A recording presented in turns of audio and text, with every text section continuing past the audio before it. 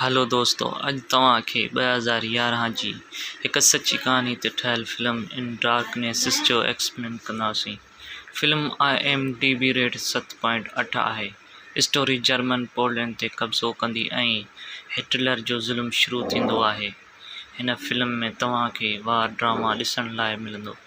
Channel खे subscribe ज़रूरु कयो ऐं वीडियोज़ खे लाइक कमेंट शेयर भी कंदा। अचो त वीडियो खे शुरू कयूं। ॿियो वर्ल्ड वार शुरू थी चुको आहे। जर्मन पोलैंड ते कब्ज़ो करे छॾींदी आहे ऐं हिटलर यहूदियुनि ते ज़ुल्म करणु शुरू करे छॾींदो आहे। फिल्म जे पहिरियां सीन में ॾिसंदा आहियूं त ॿ चोर हिकिड़े घर मां चोरी करे रहिया आहिनि ऐं घर मां चोरी कयल सामान तक़रीबन हेठि ज़मीन जे गटर में लिकाईंदा आहिनि ऐं हिकु ॾींहुं गटर में लिकण लाइ जॻह ॻोल्हींदा पिया आहिनि त उते हिननि खे कुझु यहूदी मिलंदा आहिनि ऐं यहूदी हिननि खे चवंदा आहिनि त असांजे बारे में कंहिंखे बि न ॿुधाइजो, उन जे बदिले में असां तव्हांखे हर रोज़ु पैसा ॾींदासीं। हिननि चोरनि मां हिक जो नालो आहे पोल्डिक, जेको उन में राज़ी थींदो आहे, पर पोल्डिक जो साथी हिन खे मना कंदो आहे, पर पोल्डिक हिन खे चुप रहण जो चवंदो आहे। ऐं हिकु ॾींहुं अचानक सभिनी यहूदियुनि खे मारण जो हुकुम ईंदो आहे ऐं फ़ौजी हज़ारे यहूदियुनि खे मारणु शुरू करे छॾींदा आहिनि, पर कुझु यहूदी पंहिंजे फैमिली सां गॾु गटर में लिकण लाइ ईंदा आहिनि ऐं तॾहिं पोल्डिक बि अची वेंदो आहे इहो ॾिसण जे लाइ त हिते केरु केरु लिकियलु आहे। ऐं उते इलाही यहूदी हुआ ऐं सभई गटर में वञण ते चाहियो पंहिंजे जान बचाइण लाइ, पंहिंजी फैमिली खे बचाइण लाइ। हिते कई औरतूं बि आहिनि जेके गटर में वञणु चाहिनि थियूं पंहिंजे नंढनि नंढनि ॿारनि ऐं पंहिंजे पाण खे बचाइण जे लाइ। उते ॿ भेणूं हुयूं, हिकु भेण जो नालो क्लारा हो ऐं नंढी भेण जो नालो मनिया हो। मनिया हिन गटर में अंदरि नथी वञणु चाहे, पर हिन खे ज़बरदस्ती हिन जी भेण गटर में लाहींदी आहे ऐं जॾहिं हू अंदरि वेंदी आहे त मनिया इलाही रोईंदी ऐं रड़ियूं करणु लॻंदी आहे ऐं हू चवंदी आहे त मूंखे ॿाहिरि वञिणो आहे, हिन गटर में न रहणो आहे। ऐं क्लारा हिन खे इलाही मारींदी कुटींदी आहे, हिन खे चुप कराए छॾींदी आहे। पोइ पोल्डिक हिननि खे सही रस्तो ॾेखारींदो आहे ऐं महफ़ूज़ जॻह ते वठी वेंदो आहे, पर हिननि जे अलावा ॿिया बि लिकण जी कोशिश में हूंदा आहिनि। पोइ पोल्डिक सभिनि खे हिकु जॻह ते रोकण जो चवंदो आहे ऐं उतां हलियो वेंदो आहे। वञण खां पोइ हिन जे नज़रनि जे साम्हूं ॿाहिरि थींदड़ ज़ुल्म जी झलक ॾिसंदो आहे। इंसानियत या इंसाननि जे लाइ मुश्किल थियो पए। पोइ राति थी वेंदी आहे। हेठि गटर जे अंदरि ही सभु सुम्हण जी कोशिशि कंदा पिया आहिनि। जॾहिं क्लारा खे निंड अची वेंदी आहे त लिकी उन जी भेण मुनिया ॿाहिरि हली वेंदी आहे।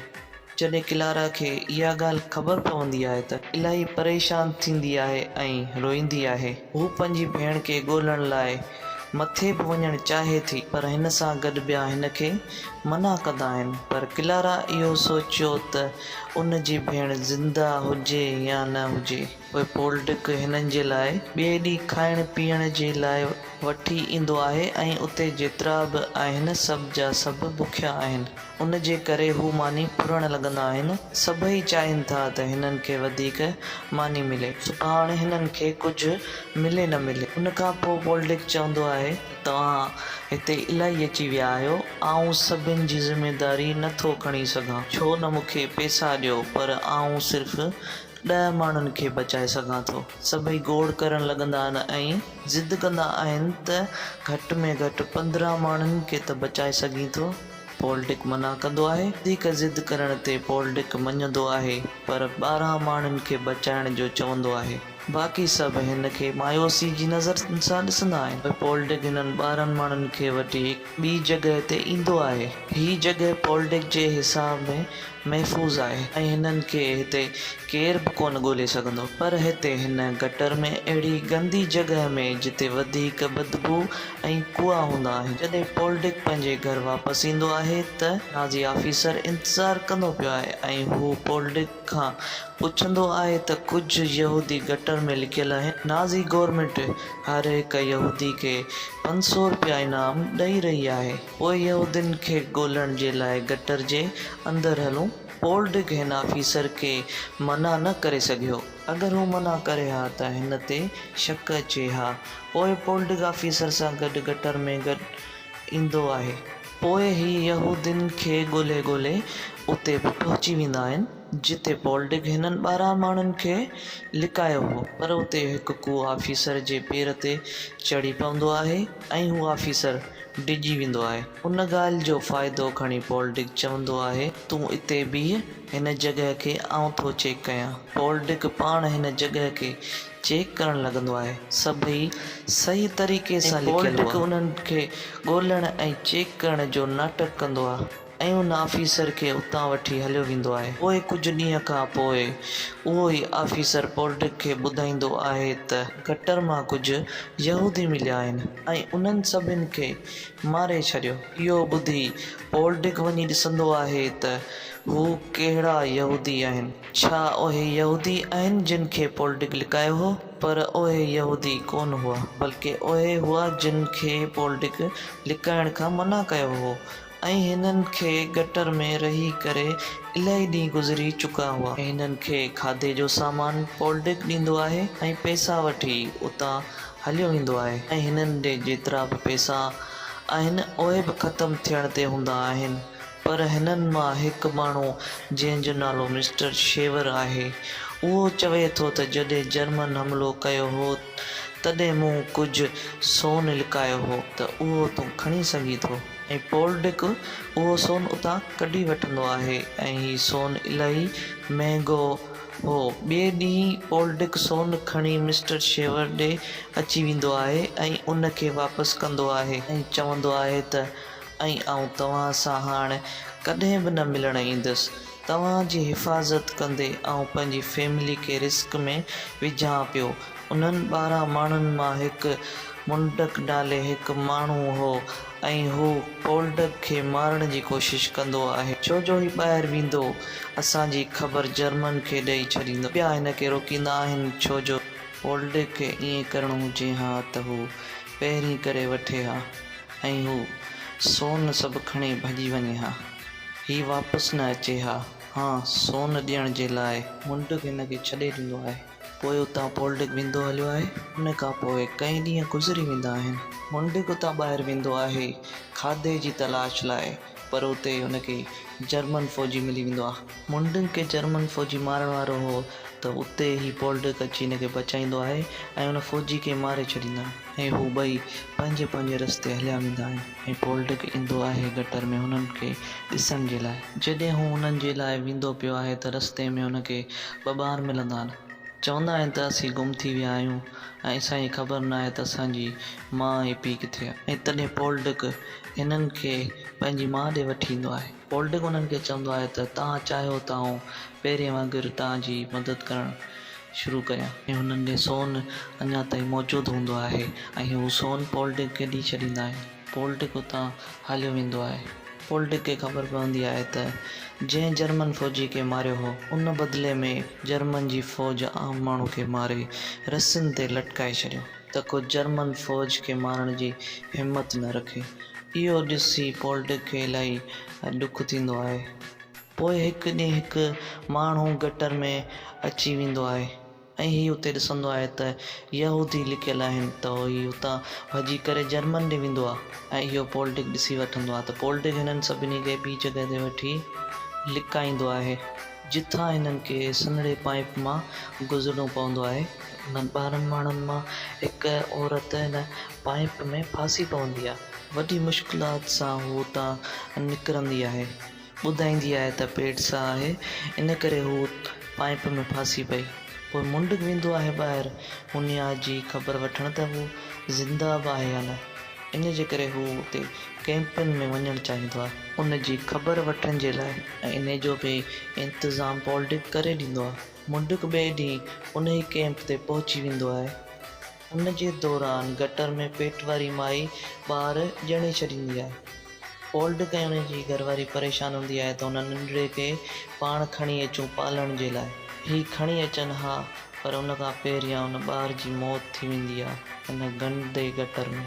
ऐं मुंडक बि क्लारा जी भेण मुनिया खे ॻोल्हण में कामयाबु थी वेंदो आहे। मुनिया ज़िंदा त हूंदी आहे पर हू कैंप में हूंदी आहे ऐं हू हुते मज़दूरनि जो कमु कंदी आहे। मुंडक मुनिया खे उतां कढण जी ॻाल्हि बि कंदो आहे पर मुनिया बदबूदार जॻह ते वापसि अचणु नथी चाहे।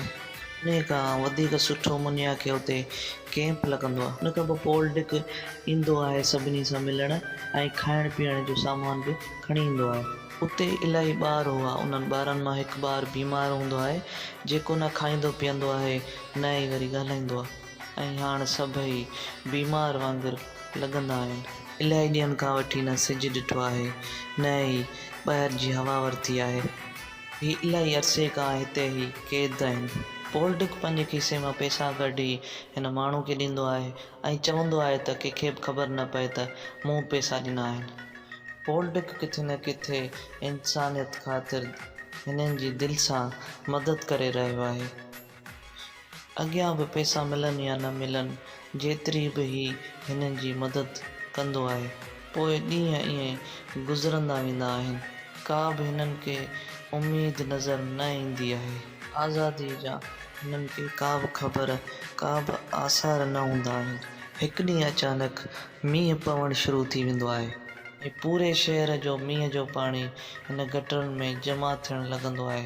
ईअं ई पोल्डिक जो दिलि न मञंदो आहे त हथ जो हथु आउं रखी वेठो हुजां। इन जे करे हू उन्हनि खे ॾिसण जे लाइ निकिरी वेंदो आहे पर उते जर्मन जी फ़ौज बम लॻाइण जा तरीक़ेकार पिए कयूं। गटर जे मुंहं जे मथां दुश्मन मतिलबु रशियन जॾहिं हिते हमिलो करणु अचे त उन्हनि ई उन्हनि जी टैंकुनि खे आराम सां उॾायो वञे पर हुते पोल्डिक अची हिननि खे ॿुधाईंदो आहे त हिते बम फिटिंग का बि न करियो छो जो हिते गैस जी लाइन लॻल आहे। अगरि बम फाटो त पाण बि सभु मरी वेंदासीं। ऑफिसर चवंदो आहे त हेठि अगरि पाइप न हो त उते ई तोखे मारे छॾींदासीं ऐं हुन सां गॾु जर्मन फ़ौजी मोकिले छॾींदा आहिनि। ही हेठि वेंदा आहिनि त फ़ौजी खे ही पाइप ॾेखारे चवंदो आहे त हीअ आहे गैस पाइप लाइन ऐं चवंदो आहे त मुंहिंजो कुझु सामान हिते किरी पियो आहे हू मूंखे खणणो पवंदो न त हू ॿुॾी वेंदो पाणी में। तॾहिं हुते थांव तरंदा पिया आहिनि त ही ॾिसी वठंदो आहे त जर्मन फ़ौजी खे शक थी पवंदो आहे। पंहिंजी बंदूक कढी छॾींदो आहे त तूं यहूदियुनि खे हिते लिकाए वेठो आहीं। ॿुधा हू केतिरा आहिनि ऐं किथे आहिनि।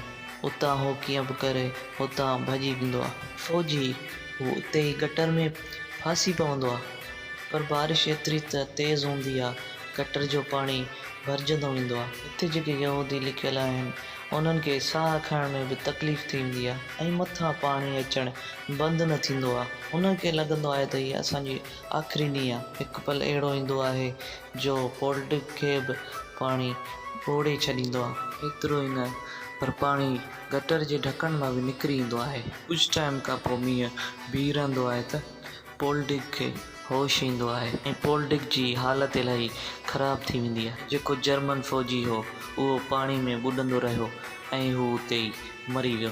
इन खां पोइ पोल्डिक वञी उन्हनि खे ॾिसंदो आहे यहूदियुनि खे त हैरान थी वेंदो आहे छो जो हू अञा बि ज़िंदा हुआ। जल्दी ख़बर पवंदी आहे त हुते रूस जी फ़ौज अची चुकी आहे ऐं जर्मन फ़ौज उतां हली वेंदी आहे। एॾे अरसे खां पोइ हिननि जा ॾुखिया ॾींहं ख़तमु थींदा आहिनि ऐं आख़िरकार 14 महीना रहण खां पोइ हू उतां ॿाहिरि निकिरण में ई कामयाबु थी वेंदा आहिनि ऐं हिननि जूं तकलीफ़ूं बिल्कुलु ख़तमु थी वियूं ऐं हिननि खे वधीक हाणे ऊंदाहे जी ज़रूरत न आहे। सभई ख़ुशि हूंदा आहिनि। पोल्डिक बि ख़ुशि हूंदो आहे ऐं उनजी घरवारी बि ख़ुशि हूंदी आहे। 12 मई 1945 में हिकु ट्रक जे साम्हूं पंहिंजी धीअ खे बचाईंदे संदसि मौत थी वेंदी आहे पर पोल्डिक ऐं उनजी घरवारी खे इज़राइल जी तरफ़ां इनाम मिलियो ऐं उन्हनि खे बहादुरी जो इनाम बि ॾिनो वियो। उन्हनि जेके बहादुरी वारा कमु कया उन्हनि जे लाइ 14 महीना रहण वारा जेके 2 ॿार हुआ उन्हनि मां जेका हिकु छोकिरी हुई वॾे थियण खां पोइ हुन पंहिंजी यकी स्टोरी लिखी। हुन छोकिरी 2008 में पंहिंजी स्टोरी दुनिया जे साम्हूं आंदी ऐं हिन जे बुक जो नालो हो the girl in the green sweater. उन ई बुक मां ही कहानी ठाही वई आहे छोकिरी जी ज़िंदगी जी ऐं छोकिरी जे नंढपण। ही फिल्म तव्हांखे कीअं लॻी इहो कमेंट्स में ज़रूरु ॿुधाईंदा।